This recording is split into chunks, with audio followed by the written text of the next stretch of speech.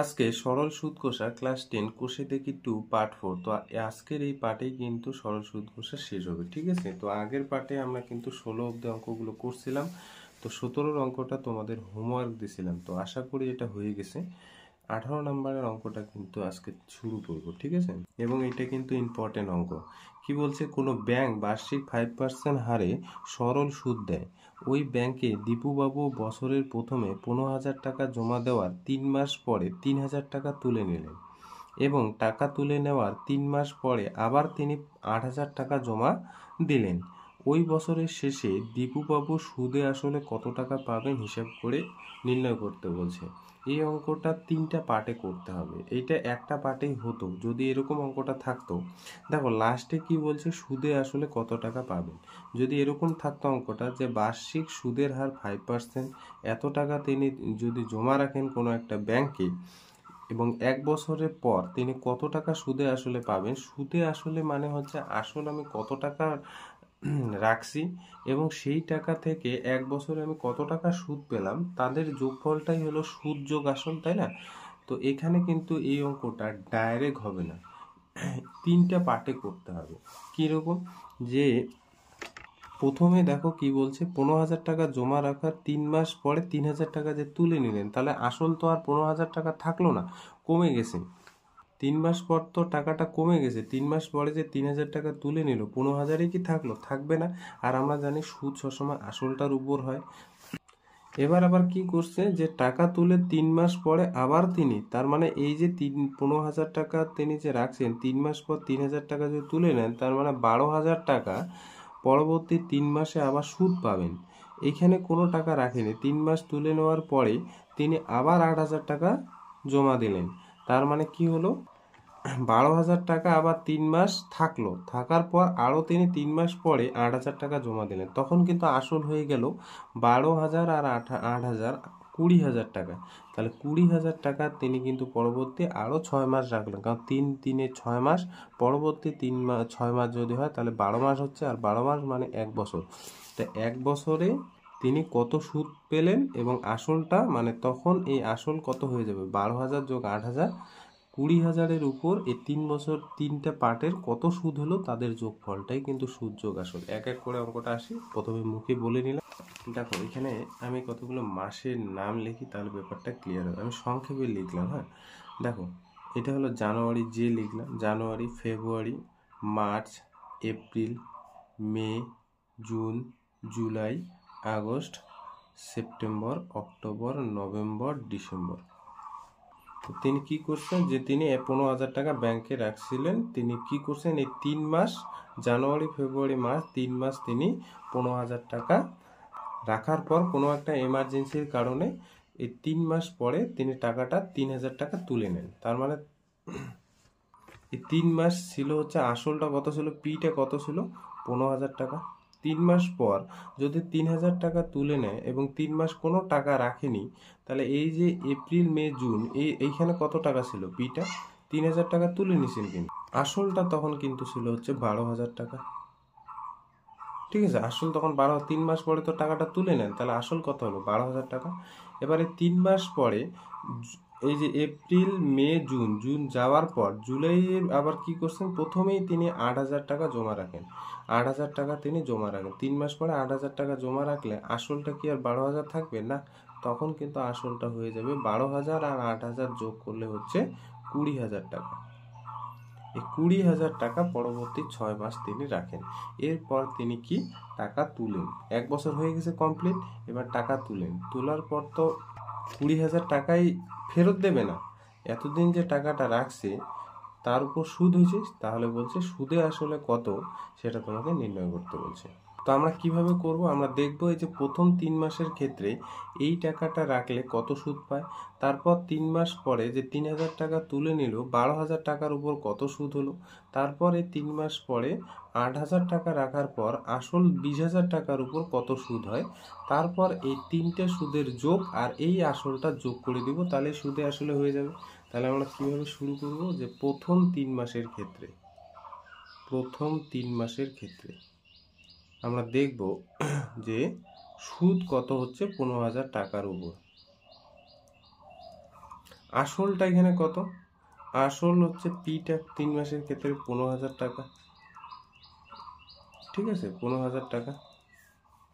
সুদের হার, ব্যাংক বলছে যে আমরা 5% হারে সুদ দেব, তাহলে 5%।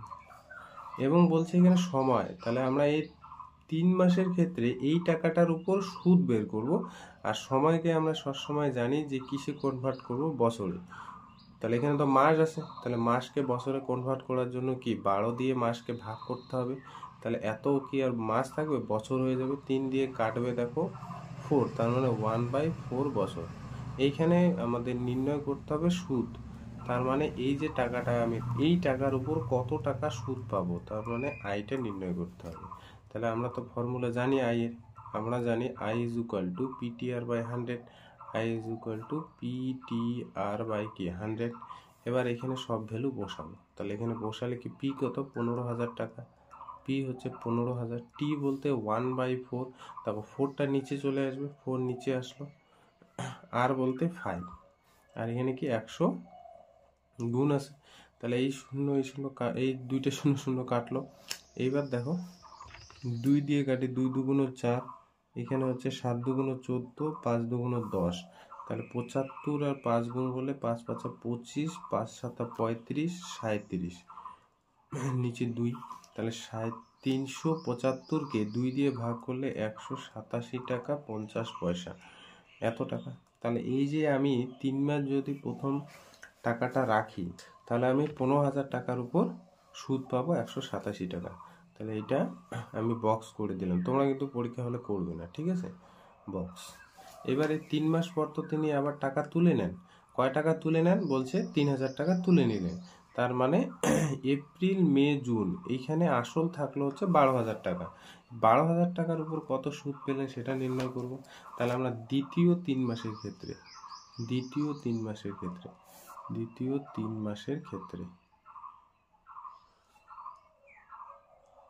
আসল কত থাকলো, 3,000 টাকা তো তুলে নিলেন, তাহলে আসল থাকবে হচ্ছে 12,000 টাকা, আসল থাকবে হচ্ছে 12,000 টাকা, ঠিক আছে। সেইখানেও তো সুদটা দেবে, বা সুদের হারটা কত, 5%। সময় এখানে কত, সময় এখানে হচ্ছে এইটা কিন্তু আর, হ্যাঁ 3 মাস, এখানেও 3 মাস, তাহলে 3-এর নিচে 12 এত বছর, তার মানে 1/4 এত বছর, ঠিক আছে। এবার সুদটা পরবর্তী 3 মাস 12,000 টাকা রাখলে কত টাকা সুদ পায় সেটা হিসাব করি। তাহলে আমরা জানি I is equal to PTR by 100, PTR by 100, P কত, এখানে পি হচ্ছে 12,000 টাকা, টি বলতে 1/4, আর বলতে 5, আর নিচে হলো 100। এই দেখো এই শূন্য দুইটা কাটলো, 4 দিয়ে 120কে যায় 30, 30 আর 5 গুণ করলে 150 টাকা, ঠিক আছে। তাহলে এই যে পরবর্তী 3 মাসে 12,000 টাকার উপর সুদ পায় হলো 150 টাকা। এবার 3 মাস পর, মানে এপ্রিল মে জুন যাওয়ার পর তিনি যে টাকাটা ব্যাংকে ছিল সেটা তো ছিলই, তার উপর আবার 8,000 টাকা রাখেন, 3 মাস পর আবার 8,000 টাকা রাখেন, তার মানে পরবর্তী যে 6 মাস 20,000 টাকার উপর কত টাকা সুদ, ওটা নির্ণয় করবো। তো এইবার নির্ণয় করব হচ্ছে শেষে 6 মাসের ক্ষেত্রে, শেষ 6 মাসের ক্ষেত্রে, শেষ পুরো তো 1 বছর তাই না, 3 3-এ 6 মাস গেল, আর হচ্ছে এই 6 মাস নিলে 1 বছর হচ্ছে, 6 মাসের ক্ষেত্রে আসলটা কত, 12,000 টাকা ছিল, তারপর তিনি কি করলেন 8,000 টাকা রাখলেন, তাহলে আসল হয়ে গেল আমার 20,000 টাকা, একবারে লিখলাম 20,000 টাকা, ঠিক আছে। এইখানে 20,000 টাকার উপর সুদের হারটা দেবে হচ্ছে 5%, এখানেও একই পার্সেন্টেজ দিবে। তারপরে হচ্ছে সময়, এখানে হচ্ছে 6 মাস এই টাকাটা থাকবে, এই টাকাটা 6 মাস যদি থাকে তার মানে 6-এর নিচে 12 এত বছর, তার মানে 1/2, 6 দুগুণ 12 তাই না, 6 দুগুণ 12। এইখানে আমরা দেখব যে সুদ মানে আয়টা কত পাবেন সেটা আমরা হিসাব করব। তাহলে আমরা জানি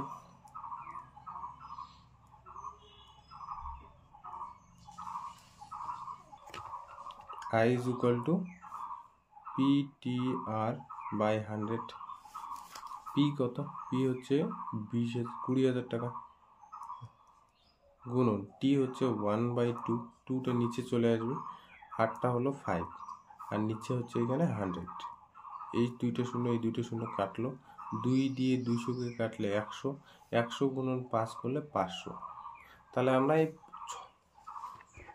6 মাসে দেখলাম যে তিনি 20,000 টাকা যদি রাখেন তাহলে সুদ পাবেন হচ্ছে 500 টাকা। এবার আমাদের যেটা নির্ণয় করতে হবে সেটা হলো যে 1 বছর পর তিনি কিন্তু টাকাটা তুলে নেন। এবার বলছে যে তিনি সুদে আসলে কত টাকা পাবেন। হ্যাঁ, তাহলে বছরের শেষে লিখবো এরকম করে যে বছরের শেষে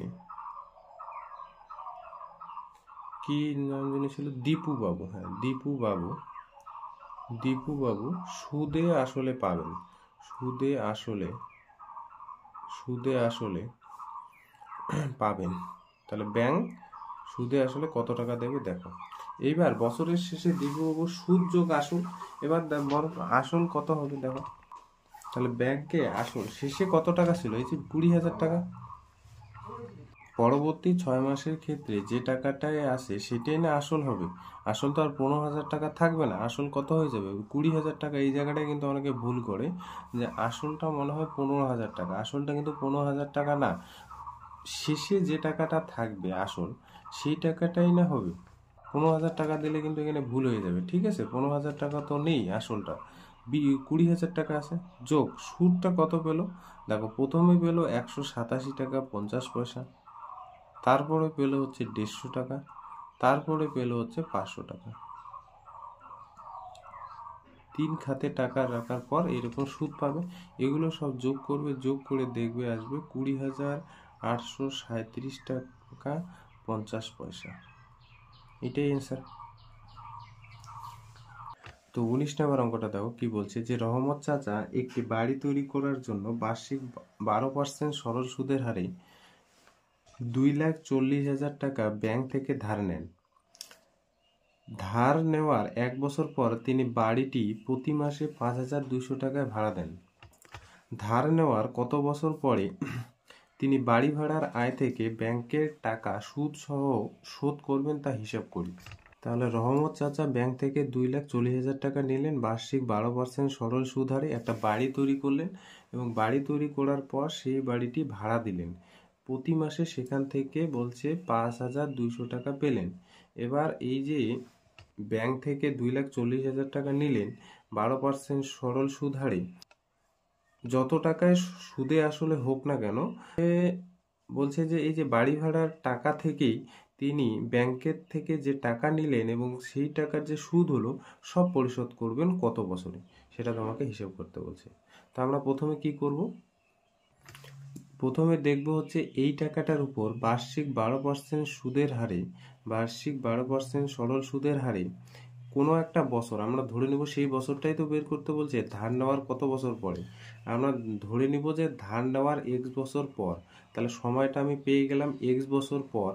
এই টাকাটার উপর বার্ষিক 12% সুদের হারে কত টাকা সুদ হচ্ছে এবং আসলটা আর সুদটা মিলেই তো আমাকে শোধ করতে হবে।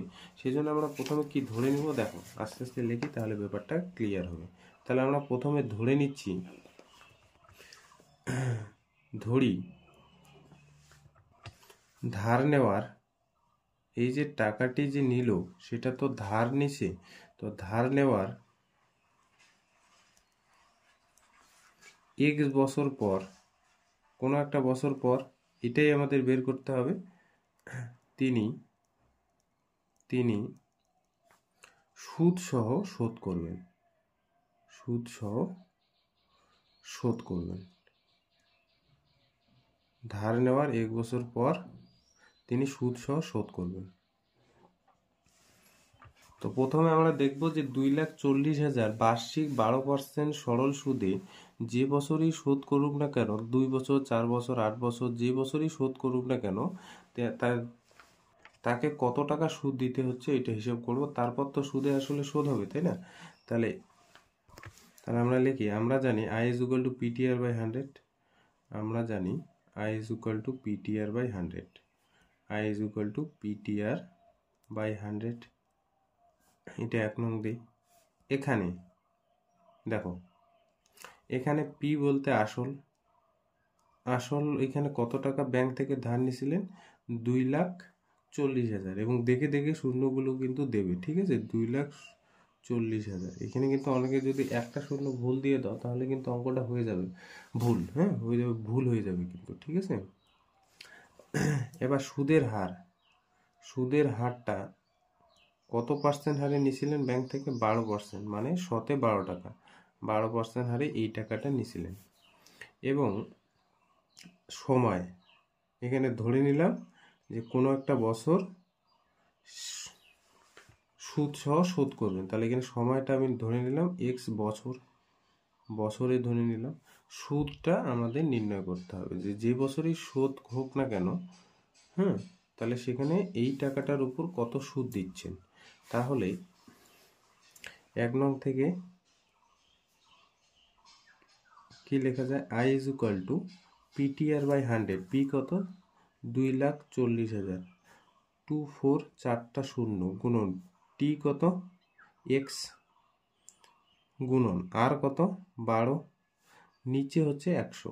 তাহলে এই শূন্য কাটলো, তাহলে এই যে 240 না 2,400-র সাথে এই 12 আর এক্স গুণ করব, তাহলে এখানে হয়ে যাচ্ছে 28,800 টি, তাই না? 4 বারং 48 আর 12 দুগুণে 24, তার মানে 12-র সাথে এই যে 2,400 গুণ করলাম, গুণ করলে দেখবে এটা দাঁড়াবে 288,000, আর এখানে এক্স গুণ করে দিলাম এত টাকা। সময়টা যদি 1 বছর হয় তাহলে এই টাকাটা, এক্স যদি 1 বছর হয় তাহলে এই যে 2,40,000 টাকার উপর সুদ দিতে হবে 28,800 টাকা। 28,800 টাকা। সময়টা যদি 2 বছর হয় তাহলে এই যে 28,800 টাকার সাথে 2 গুণ করতে হবে, তাহলে সুদ যোগ আসলটা দাঁড়াবে কত? সুদ সহ যেহেতু টাকা ফেরত দিতে হবে, তাহলে সুদ যোগ আসলটা দাঁড়াবে কত? সুদ যোগ আসলটা দাঁড়াবে, সুদ কত হলো?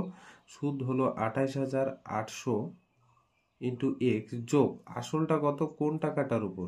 এটা টাকায় তো আমাকে ফেরত দিতে হবে, তাহলে সুদ যোগ আসল দাঁড়ালো হচ্ছে এই টাকাটা। এই টাকাটার উপর কোনো একটা বছরেই সুদ হলো এই যে এই টাকাটা, তাহলে আমাকে সুদ যোগ আসল হলো এই টাকা, ঠিক আছে? এই টাকাটা ফেরত দিতে হবে ব্যাংকে, এই টাকাটা আমার ফেরত দিতে হবে। এবার কি বলছে? এই যে টাকাটা 2,40,000 টাকা নিল, নেওয়ার পর তো বাড়ি তৈরি করছে, বাড়ি তৈরি করার জন্য একটা সময় নিছে। কত সময় নিছে? 1 বছর। সেই জন্য বলছে ধার নেওয়ার 1 বছর পর তিনি বাড়িটি প্রতি মাসে 5,200 টাকা ভাড়া দেন। প্রতি মাসে 5,200 টাকা ভাড়া দেন। তাহলে এই ভাড়ার টাকা থেকেই কিন্তু, হ্যাঁ, ভাড়ার টাকা থেকেই কিন্তু ব্যাংকের এই টাকাটার উপর যে বছরই শোধ করুক না কেন, এই টাকা থেকেই কিন্তু শোধ করবে। মানে 5,200 টাকা যে প্রত্যেক মাসে ভাড়া নিচ্ছে, এই টাকা তুলে তবেই শোধ করবে। তাহলে এখানে প্রথমে আগে লিখি যে প্রতি মাসে, এখানে 1 মাসে বাড়ি ভাড়া 1 মাসে বাড়ি ভাড়া কয় টাকা? দেখো এখানে বলছে 5,200 টাকা। এবার আমরা বের করবো হচ্ছে 12 মাসে, অর্থাৎ কি সমান সমান কি 1 বছরে বাড়ি ভাড়া কত পাবেন? দেখো 12 মাসে সমান সমান 1 বছরে বাড়ি ভাড়া হচ্ছে এই 5200 টাকার সাথে 1200 আমার গুণ করতে হবে, এত টাকা। এইটা গুণ করলে দেখবে দাঁড়াবে হচ্ছে 62,400 টাকা। তাহলে 1 বছরে তিনি এই যে বাড়ি ভাড়া পান হচ্ছে 62,400 টাকা। তো এবার দেখো এই জায়গাটা একটু ভালো করে, যে ধার নেওয়ার 1 বছর পর তিনি বাড়িটি প্রতি মাসে এত টাকা ভাড়া নেন। এবার আমরা কি ধরে নিলাম যে ধার নেওয়ার এক্স বছর পর তিনি সুদ সহ শোধ করবেন পুরো টাকাটা। এবার 1 বছর তো টাকাটা ওই যে বাড়ি তৈরি করতেই গেছে, তারপর তো তিনি একটা টাকা পান বাড়ি ভাড়া দিয়ে, তাই না? তাহলে আমরা এবার নির্ণয় করব যে এই যে বছরটা আছে এক্স বছর, এক্স বছর থেকে 1 বছর কমে যাওয়ার পর কত টাকা বাড়ি ভাড়া পাবেন, তার মানে x-1 এত বছরে মোট বাড়ি ভাড়া, মোট বাড়ি ভাড়া, বাড়ি ভাড়া কত হবে? এই যে 1 বছরের বাড়ি ভাড়া এটা যে পাচ্ছেন তার সাথে কত গুণ হবে? x-1 টাকা। তাহলে শর্ত মতে এই যে টাকাটা সুদ যোগ আসল টাকাটা সমান সমান এই বাড়ি ভাড়ার টাকাটা থেকেই না শোধ করবে এই টাকাটা, সমান সমান এখানে কি হবে যে 62,400 গুণন x-1 is equal two 28,800 x যোগ 2,40,000। তাহলে আমি গুণ করে দিই, 62,400 x minus 62,400 is equal two 28,800 x plus 2,40,000।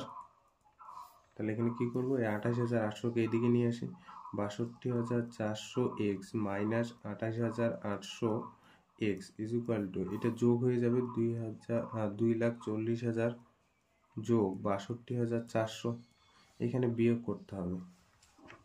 এখানে তাহলে বিয়োগ করলে দাঁড়াচ্ছে হচ্ছে 33,600 এক্স ইজ ইকুয়াল টু, এইখানে দাঁড়াচ্ছে হচ্ছে 3,02,400।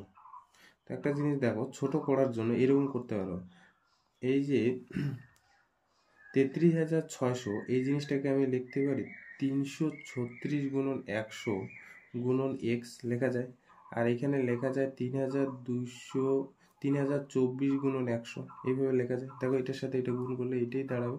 তাহলে এখানে এই 100 এখানে কাটলাম। বা একটা কাজ করো, ডাইরেক্ট একটা কাজ করো, এত কিছু করতে হবে না, ডাইরেক্ট এখানে লেখো যে এক্স ইজ ইকুয়াল টু কত হচ্ছে, এখানে উপরে দাঁড়াচ্ছে যে 3,24,000 নিচে কত 33,600।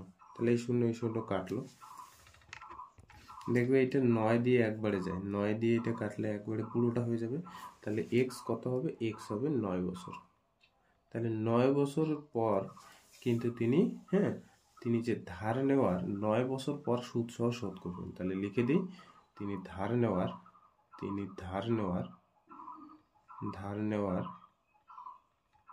9 বছর পর সুদ সহ শোধ করবেন। বোঝা গেল? দেখো 20 নম্বর অঙ্কটা কি বলছে, যে রথিন বাবু তার 2 মেয়ের প্রত্যেকের জন্য ব্যাংকে এমনভাবে টাকা জমা রাখেন যাতে প্রত্যেক মেয়ের বয়স যখন 18 বছর হবে তখন প্রত্যেক মেয়ে 1,20,000 টাকা করে পাবে।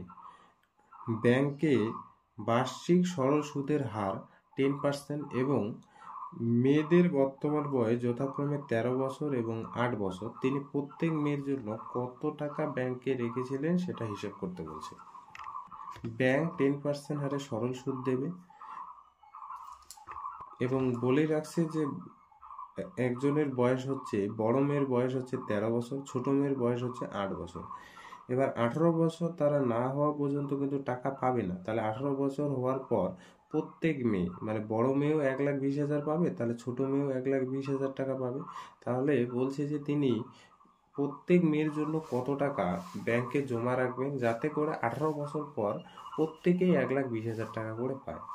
এবার একটা জিনিস লক্ষ্য করো, বড় মেয়ের বয়স হচ্ছে 13, তার মানে বড় বয়সের 18 বছর হতে কত বছর সময় লাগবে? 5 বছর। ছোট মেয়ের বয়স হচ্ছে 8 বছর, তাহলে ছোট মেয়ের জন্য 18 বছর হতে কত বছর লাগবে? 10 বছর। তাহলে এবার বলছে তিনি প্রত্যেক মেয়ের জন্য কত টাকা ব্যাংকে জমা রাখছেন সেটা হিসেব করতে বলছে। তাহলে আমরা প্রথমে ধরে নিই, এই অঙ্কটা ধরে নিতে হবে। ধরে নেই, এখানে নাম্বারটা দিই, এখানে হচ্ছে 20 নাম্বার। ধরে নেই তিনি রথিন বাবু, তিনি বড় মেয়ের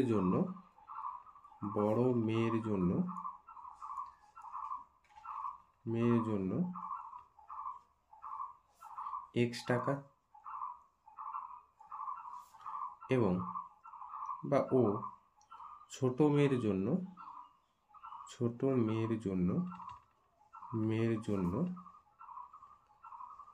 ওয়াই টাকা জমা রেখেছিলেন।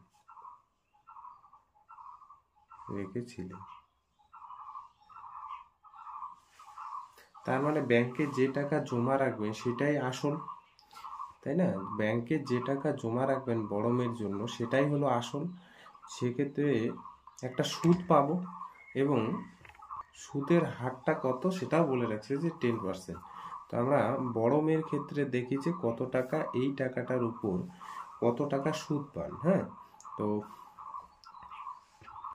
এখানে লিখে হচ্ছে বড় মেয়ের ক্ষেত্রে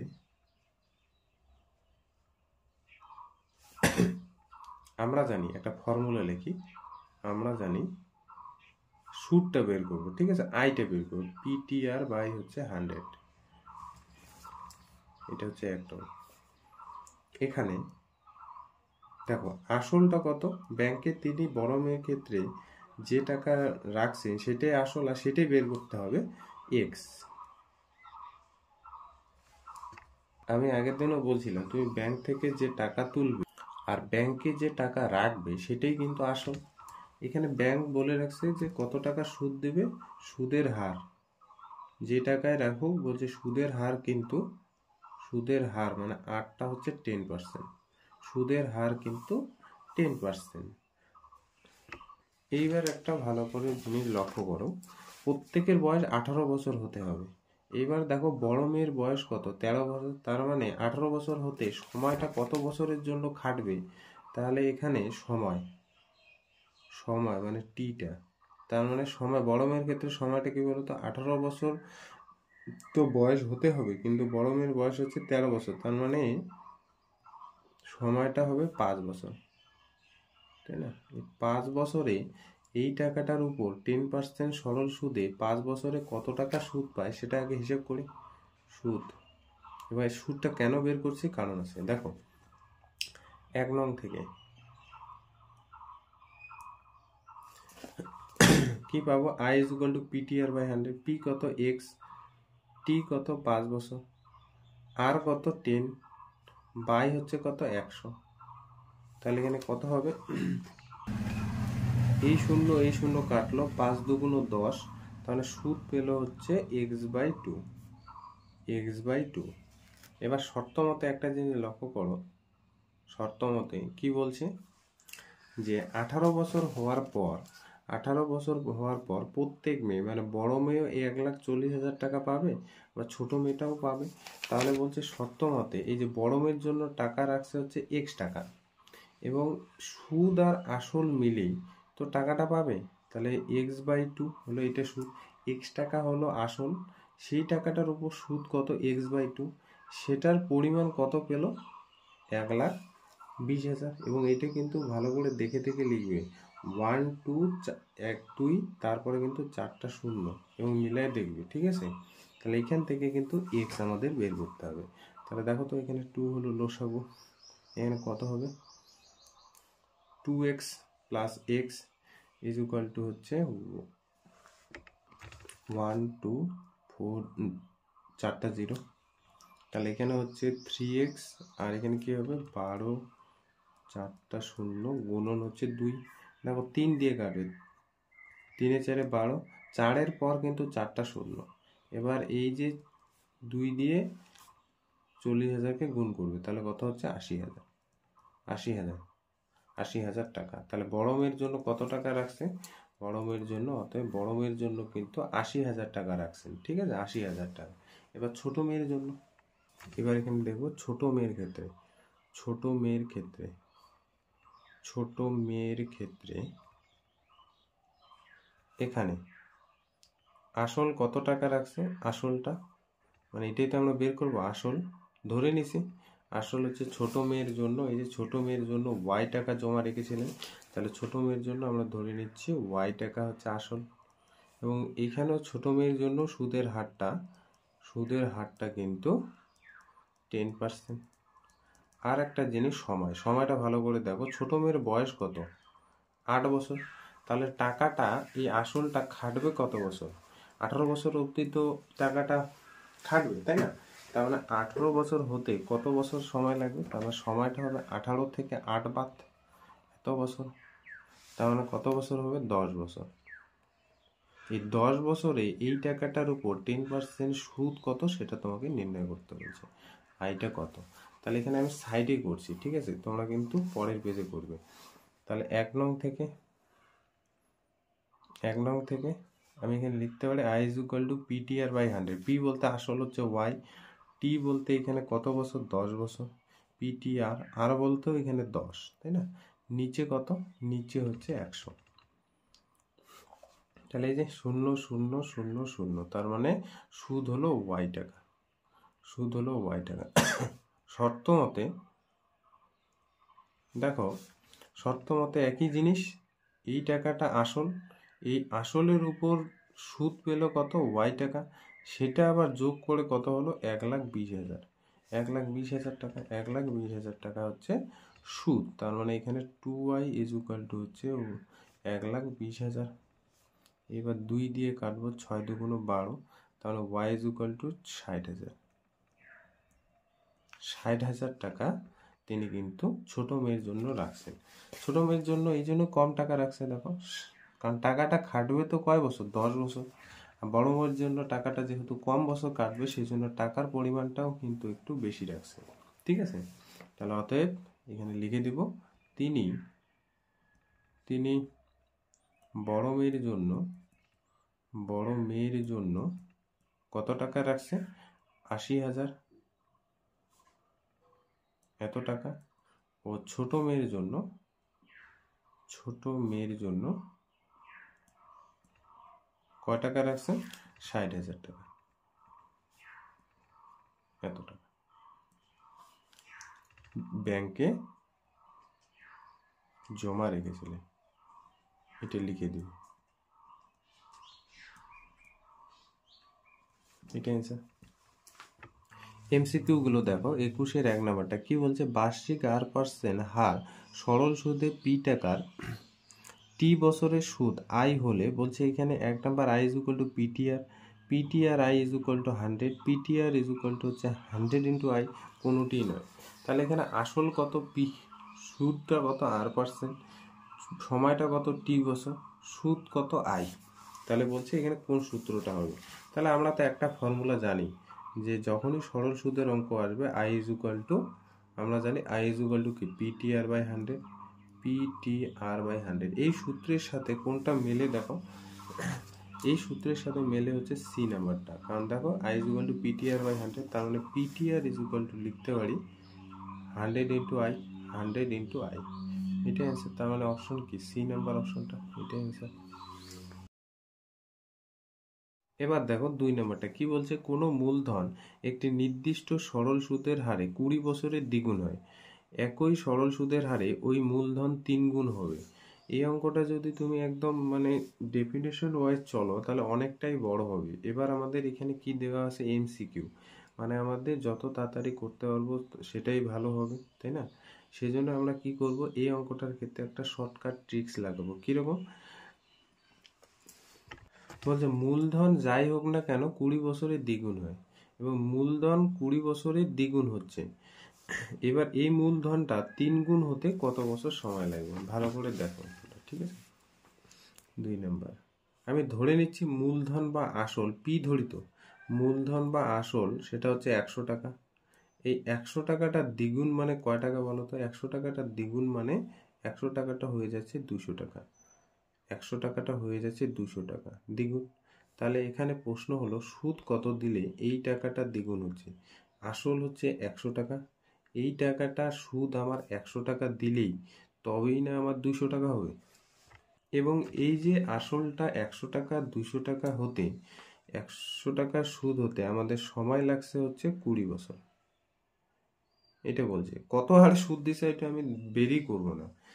এবার বলছে যে এই 100 টাকাটা আমি ধরে নিছি, কিন্তু 100 টাকাটা বলছে 100 টাকাটা 3 গুণ হতে, তার মানে 300 টাকা হতে কত বছর লাগবে, কত বছর লাগবে তোমাকে হিসাব করতে বলছে।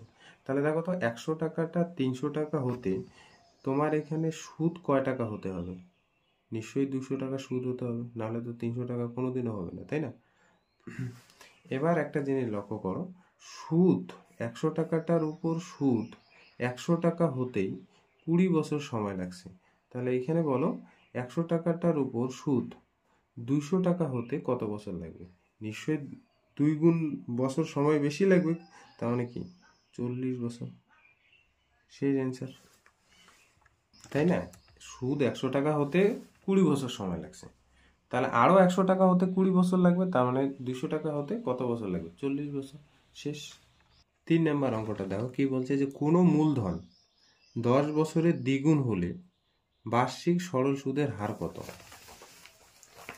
কোনো মূলধন, তা আমরা কি করছি, যে ধরি মূলধন মানে কি বলো তো, পিটা ধরে নিচ্ছি 100 টাকা।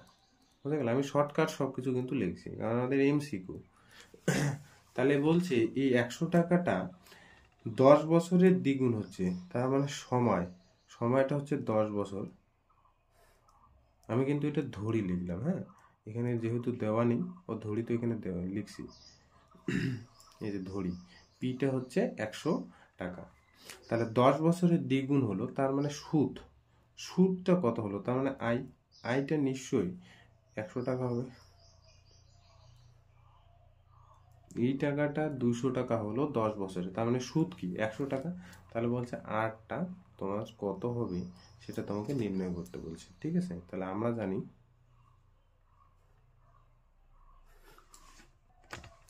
I is equal to PTR by 100। তাহলে আর নির্ণয় করতে বলছে, তাহলে PTR is equal to হচ্ছে 100I, গুণ করে দিলাম। তাহলে আর হচ্ছে এখানে 100 ইন্টু I বাই হচ্ছে PT। তাহলে 100 ইন্টু I বলতে কত 100, P বলতে কত 100, T বলতে কত 10। তাহলে 100-র সাথে 100 কাটলো 0, তার মানে আর হলো 10%। তাহলে অ্যান্সার কী হবে বলো তো, 10%। ঠিক আছে? তার মানে কোন অপশনটা? বি নাম্বার অপশনটা। বোঝা গেল? 4 নাম্বার অঙ্কটার দিকে তাকাও, কি বলছে, X% বার্ষিক সরল সুদের হারে কোনো মূলধনের 1 বছরের সুদ X টাকা হলে মূলধনের পরিমাণ কত? মূলধনের পরিমাণ মানে পিটা কত তোমাকে নির্ণয় করতে বলছে। আর কি দেওয়া আছে? আটটা দেওয়া আছে। আটটা হলো X%। কোনো মূলধনের 1 বছর, সময়টাও দেওয়া আছে, কত সময়টা হচ্ছে X বছর। বলছে সুদ হচ্ছে আইটা দেওয়া আছে, সেটা বলছে X টাকা হলে মূলধনের পরিমাণটা কত। তাহলে তোমাকে এখানে কি কি দেওয়া আছে, এখানে কয় নম্বর করছি, এটা 4 নম্বর। আটটা দেওয়া আছে X%, ঠিক আছে? শর্টকাট সব লিখছি, ঠিক আছে? টিটা দেওয়া আছে X বছর, আইটা দেওয়া আছে X টাকা মানে সুদটা। তাহলে বলছে পি মানে আসল বা মূলধনটা কত সেটা তোমাকে নির্ণয় করতে বলছে। তাহলে আমরা জানি I is equal to কি PTR by 100, I is equal to PTR by 100। তাহলে এখানে আমার PTR is equal to হচ্ছে 100I, P is equal to কি হচ্ছে 100I বাই হচ্ছে TR, ঠিক আছে? তাহলে 100I বলতে এখানে X, T বলতে X, R বলতে X, তাহলে X কাটলো, তাহলে Pটা কি হবে 100/X। এটাই হচ্ছে মূলধন। তাহলে কোন অপশনটা হবে? সি নাম্বার অপশনটা হবে, ঠিক আছে? সি। দেখো কি বলছে, যে বার্ষিক 8% সরল সুদের হারে কোনো মূলধনের n বছরে মোট সুদ PNR/25 টাকা হলে মূলধনের পরিমাণ কত? তাহলে আমাকে পি নির্ণয় করতে বলছে। কি কি দেওয়া আছে দেখো, এখানে পি নির্ণয় করতে বলছে, যে এখানে পিটা কত মানে মূলধনটা কত। আইটা দেওয়া আছে PNR/ হচ্ছে 25, টিটা দেওয়া আছে n বছর, আইটা হচ্ছে এত টাকায় দেওয়া আছে, আর আটটা তো আরই দেওয়া আছে, ঠিক আছে? আটটা আরই দেওয়া আছে, R%, আটটা R% দেওয়া আছে সরল সুদের হারটা, ঠিক আছে? তাহলে আমরা জানি পিটা নির্ণয় করব। আমরা জানি I is equal to PTR by হচ্ছে 100। তাহলে পিটা নির্ণয় করব, P is equal to কি হবে 100I বাই হচ্ছে TR। তাহলে 100 ইন্টু I বলতে হচ্ছে PNR, উপরে থাকবে 25, নিচে থাকবে, ঠিক আছে? 25 নিচে আসবে। টি বলতে কত, এখানে টি বলতে n, আর বলতে আর হবে এখানে, আর কাটলো, এন কাটলো, 25 দিয়ে 100, 4 থাকবে, তার মানে পিটা হয়ে যাবে 4p। তাহলে মূলধনটা কত হয়ে যাবে? 4p। বোঝা গেল? বি নাম্বারে সত্য মিথ্যা এগুলো আমরা সলভ করি। কি বলছে? যে ব্যক্তি টাকা ধার করেন তাকে কি বলে? অধমর্ণ বলে। এটা সত্য। এবার পরেরটা দেখো, আসল ও শতকরা বার্ষিক সরল সুদের হার একই থাকলে মোট সুদ সময়ের সঙ্গে ব্যস্ত সমানুপাতে থাকে। এটা মিথ্যা। কেন? দেখো, 2 নাম্বারটা একটু বলি। ধরে নিচ্ছে আসল আর শতকরা সরল সুদের হার একই। এখানে বলে রাখছে না যে আসল শতকরা বার্ষিক সরল সুদের হার একই। তো ধরে নিচ্ছি আসল হচ্ছে 100 টাকা, 100 টাকা, এটা কিন্তু পিটা, ঠিক আছে। আর এখানে হচ্ছে আটটা হচ্ছে কত? আটটা হচ্ছে বার্ষিক সরল সুদের হার একই থাকলে, তার মানে আসল আর হচ্ছে বার্ষিক শতকরা সরল সুদের হার, তার মানে আটটা হলো 100%। এবার বলছে ওরা যে কোশ্চেন অনুসারে কি বলছে যে মোট সুদ সময়ের সঙ্গে ব্যস্তানুপাতে থাকবে, ব্যস্ত সমানুপাতে থাকবে। কোশ্চেন অনুসারে বলছে আইটা ব্যস্ত সমানুপাতি মানে 1/t এই কন্ডিশনে থাকবে, এটা শর্ত মতে বলছে। তো দেখি শর্ত মতে থাকবে কিনা। তাহলে আমরা জানি, কি জানি, যে I is equal to PTR by 100, I is equal to PTR by 100। শর্ত মতে কিন্তু কোশ্চেনে এটা বলছে যে আই মানে মোট সুদ সময়ের সঙ্গে ব্যস্ত ভেদে থাকবে। সময়ের সঙ্গে ব্যস্ত ভেদে মানে 1/t, ঠিক আছে। যেমন বয়েলের সূত্র ছিল না, ভি ভেরিজ অ্যাজ 1/p, আয়তন প্রেসারের সাথে ব্যস্ত ভেদে থাকবে, ঠিক আছে। বয়েলের সূত্র অনুপাতে ব্যস্ত ভেদে কন্ডিশন হলে এই কন্ডিশনে আমাদের যেতে হয়। তাহলে এবার I is equal two P কত? 100 ধরছে, টি তো টি এ থাকবে, আর কত? 100% যদি হয়, আর নিচে 100, তাহলে এখানে 100 কাটলো, তাহলে আই ইজ ইকুয়াল টু কি হলো? 100t। এই যে সমান সমান আর এই কনস্ট্যান্টটা তুলে দিয়ে আমি সমানুপাতিক চিহ্ন দিতে পারি। তাহলে এখানে দেখতে পাচ্ছি যে মোট সুদ, হ্যাঁ, এই যে মোট সুদ সময়ের সাথে কি সমানুপাতিতে থাকবে, ব্যস্তানুপাতে থাকবে না, সমানুপাতে থাকবে। আচ্ছা, তার মানে এইটা কি ভুল? এই যে তাহলে মোট সুদ ব্যস্ত ও সমানুপাতে থাকবে না, কিসে থাকবে? সমানুপাতিতে থাকবে। তাহলে এই অপশনটা কিন্তু ভুল। এই যে শূন্যস্থান পূরণ, যে ব্যক্তি টাকা ধার দেন তাকে কি বলে? উত্তমর্ণ বলে, তাই না? তাকে কি বলে? সি এর 1 নম্বর ড্যাশের জায়গাটা কি হবে? উত্তমর্ণ, উত্তমর্ণ বা ঋণদাতা। পরেরটা কি বলছে দেখো, বার্ষিক r/2% সরল সুদের, আরটা এখানে r/2 আর সুদের হারে এত টাকার, মানে এখানে পি আসলটা হলো 2p টাকার, টি বছরে সুদ যোগ আসল, আসলটা তো দেওয়া আছে, তাহলে বলছে সুদটা কত হবে? সুদ যোগ আসল মিলে তো সুদ আসল, তাহলে আসলটা দেওয়া আছে, সুদটা কত হবে? তার মানে আমরা জানি I is equal to PTR by 100, তাই না? I is equal to PTR by 100।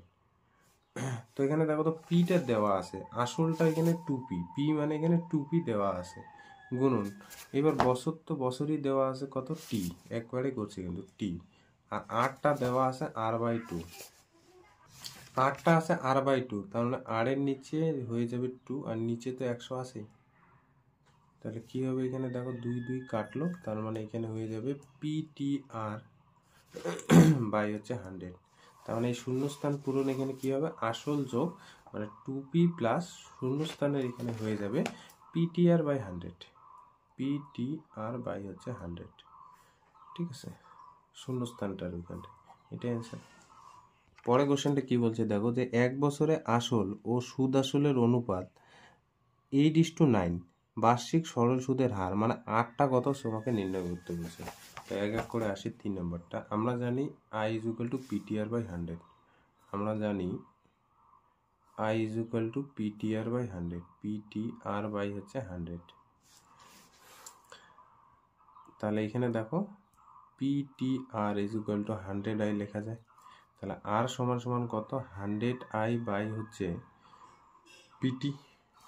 এবার দেখো কি কি দেওয়া আছে, আমার কি কি লাগবে। 1 বছরে মানে সময়টা দেওয়া আছে, টি কত? টি আছে 1 বছর। এইখানে দেখো একটা জিনিস, আসল আর সুদ আসলের অনুপাত, আসল যদি 8 টাকা হয় তাহলে সুদ আসল মিলে হচ্ছে 9 টাকা। আসল যদি 8 টাকা হয়, সুদ আসল মিলে হচ্ছে 9 টাকা। তার মানে পিটা হচ্ছে 8 টাকা, 8 টাকা। আর এই সুদ আর আসল মিলে হচ্ছে 9 টাকা। তাহলে বুঝতে পারছো সুদ কয় টাকা? 1 টাকা। 1 টাকা। আসল আর সুদ মিলে যদি 9 টাকা হয়, আসল যদি 8 টাকা হয়, তাহলে সুদ হতে হবে 9 টাকা, 1 টাকা। 1 টাকা হতে হবে। তাহলে বলছে 8টা কত? তাহলে 100 ইন্টু আই পেয়ে গেছি 1, পি কত 8, গুণন টি কত 1, 1 1। তাহলে 100কে 8 দিয়ে ভাগ করলে 2 দিয়ে করি, এখানে 5 2 10 50, আর নিচে হচ্ছে 4, আবার 2 দিয়ে কাটা যাবে 25, আর এখানে 2, তাহলে 25-এর নিচে 2, তার মানে হচ্ছে 12.1/2 এত পার্সেন্টেজ। ঠিক আছে, তাহলে এখানে সুদ হবে 12.1/2%। 22-এর 1 নম্বরটা কি বলছে যে কোনো মূলধন বার্ষিক 6.14% সরল সুদের হারে কত বছরে দ্বিগুণ হবে হিসাব করতে বলছে। ঠিক আছে, কত বছরে, তার মানে টিটা নির্ণয় করতে বলছে। কোনো একটা মূলধন দ্বিগুণ হবে এই পার্সেন্টেজ হারে কত বছরে, সেটা তোমাকে হিসাব করতে বলছে। তো আমরা এই 22-এর 1 নম্বরটা আমরা ধরে নিচ্ছি মূলধন বা আসল। মূলধন হচ্ছে পি, সেটা হচ্ছে 100 টাকা। ঠিক আছে, সুদ, এই মূলধনটা দ্বিগুণ হবে, তার মানে সুদটাও কত হয়ে যাবে? 100 টাকা। সুদটাও হয়ে যাবে 100 টাকা। আর এখানে সুদের হার মানে এখানে 8টা, সেটা কত? 6.14 এত শতাংশ। তার মানে এখানে হচ্ছে 4 4 24, 25/4 এত শতাংশ। তাহলে বলছে সময় টিটা কত বছরে বলছে, এটা আমাদের বের করতে হবে। বলছে 100 টাকা হবে সুদ, মানে 100 টাকাটা দ্বিগুণ হবে, মানে সুদ কত হবে? 100 টাকা হতে হবে এই পার্সেন্টেজ হারে কত বছর। তাহলে আমরা জানি I is equal to PTR/100। তাহলে এখানে কি হবে? PTR is equal to হচ্ছে 100I। আমাকে বের করতে হবে টি, তাহলে টি is equal to কি হবে? 100I বাই হচ্ছে PR। 100 ইন্টু আই কত? 100, পি কত? 100, আর কত? 25-এর নিচে 4, এটাই তো দেওয়া আছে। 100 কাটলো, তাহলে 4 গেল উপরে, নিচে হলো 25। তাহলে এই যে 25 দিয়ে আবার 100 কাটবে 4, তাহলে 16 বছর লাগবে এই পার্সেন্টেজ হারে 100 টাকাটা 200 টাকা হতে 16 বছর লাগবে। 2 নম্বর কোশ্চেনটা দেখো কি বলছে, বার্ষিক সরল সুদের হার 4% থেকে 3.34% হওয়ায় অমলবাবু বার্ষিক আয় 60 টাকা কম হয়। তাহলে অমলবাবুর মূলধন কত? তাহলে অমলবাবুর মূলধন মানে পিটা নির্ণয় করতে বলছে। তো আমরা কি ধরে নিব যে অমলবাবুর মূলধন বা আসল হলো পি টাকা। সেই পি টাকার উপর 4% সরল সুদ হারে 1 বছরের যে সুদ বের হবে, আর 3.3-এর নিচে 4% সরল সুদের হারে পি মূলধনের উপর যে সুদ বের হবে, তাদের বিয়োগফলটাই দেওয়া আছে কি 60 টাকা। তাহলে আমরা ধরে নিব যে মূলধন হচ্ছে পি। এখন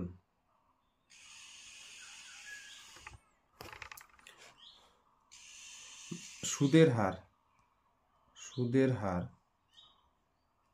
মানে 8টা, 4% সময় মানে টিটা 1 বছর। তাহলে সুদটা কত সেটা আমরা নির্ণয় করব। তাহলে আমরা জানি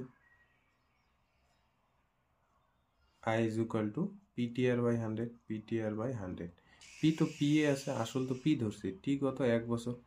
পিটি আর বলতে এখানে 4%/100, তার মানে 4P/100। কাটাকাটি করলাম না, এটা হলো 4% সরল সুদ হারে এই টাকাটার উপর 1 বছরের সুদ হলো এইটা টাকা। আবার আমি সাইডে করছি কিন্তু, ঠিক আছে। আবার সুদের হার যখন কমে গেল, 4% থেকে কমে গেল, কত কমে গেল? 3.34%। তার 3 4 12, 15-র নিচে 4, সুদের হারটা কম হওয়ার দরুনে তো বার্ষিক সরল সুদের হার মানে বার্ষিক আয়টা কমে গেছে, তাই না?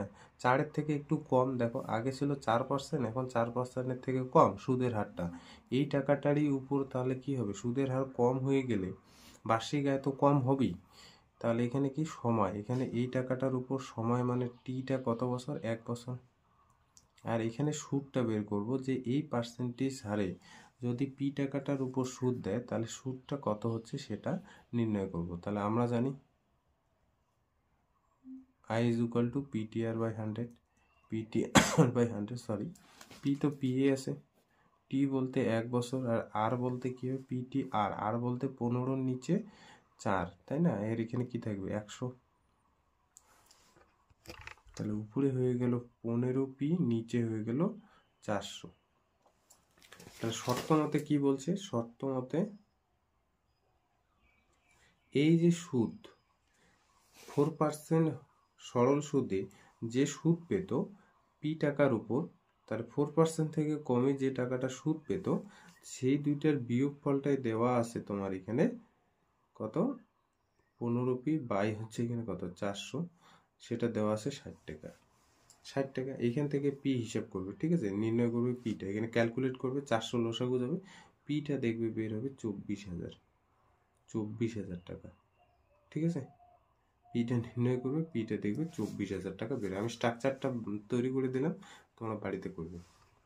3 নাম্বারটা দেখো কি বলছে, শতকরা বার্ষিক, 3 নাম্বার উপরেরটা, শতকরা বার্ষিক সরল সুদের হার কত হলে, মানে 8টা কত হলে কোনো টাকার 4 বছরের সুদ আসলের, কোনো টাকার 4 বছরের সুদ আসলের 8-এর নিচে 25 অংশ হবে তা নির্ণয় করো। তাহলে এখানে 8টা নির্ণয় করতে বলছে, কত টাকা সেটাও বলা নাই, মানে আসলটাও বলা নেই, কিন্তু সময়টা বলা আছে 4 বছরে। আর সুদটা কি বলছে, যত টাকায় আসল হোক সেই আসলের 8-এর নিচে 25%। তাহলে বলছে 8টা কত, তাহলে এখানে কি আসল মানে পিটা আমরা ধরে নিই যে 100 টাকা, আসল মানে পিটা হলো 100 টাকা, এখানে লিখে নেই ধরি, এটা ধরে নিলাম যে আসল হলো 100 টাকা। আর সুদ কি বলছে, আসলের মানে আইটা বলছে আসলের 8-এর নিচে 25%, মানে এখানে বলছে না আসলের, আমি লেখাটা লিখে দিচ্ছি, আসলের 8-এর নিচে 25 অংশ, আসলের মানে হচ্ছে 100 টাকা, এর মানে গুণফল 8-এর নিচে 25 এত অংশ, তার মানে হচ্ছে এই 4 দিয়ে যদি আমি 25 দিয়ে এটা ভাগ করি তাহলে 4 পাবো, 4টা 32 টাকা। তাহলে সুদ হলো আসলের 8-এর নিচে 25 অংশ মানে হচ্ছে 32 টাকা, ঠিক আছে। সময়টাও বলা আছে, সময়টা হচ্ছে এখানে টিটা কয় তো 4%, 4 বছর, সরি 4% না বছর, বলছে সুদের হার 8টা তোমাকে নির্ণয় করতে বলছে। তাহলে আমরা জানি I is equal to কি PTR by 100,